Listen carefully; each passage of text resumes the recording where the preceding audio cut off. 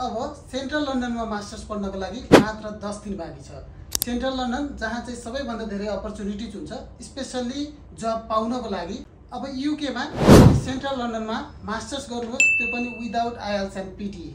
एकाडेमिक्सको कुरा गर्दा तपाईको 4 इयर्सको ब्याचलर्समा 55% और 2.4 जीपीए हुनुपर्छ भने आइएल्स पिटी केही पनि चाहिँदैन।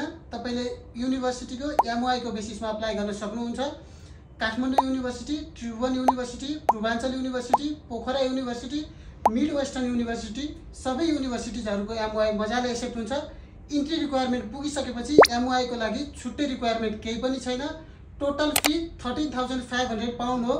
सेन्ट्रल लन्डनमा मास्टर्स को लागि एकदमै अफोर्डेबल फी हो। हैन अलिकति सस्तो फीमा जान्छु बरु आउटसाइड लन्डन जान्छु भन्नुहुन्छ भने हामीसँग म्यानेजमेन्ट क्याम्पसको पनि अप्सन छ, जसमा तपाईले ओन्ली 12,500 पाउन्डमा नै आफ्नो मास्टर्स कम्प्लिट गर्न सक्नुहुन्छ।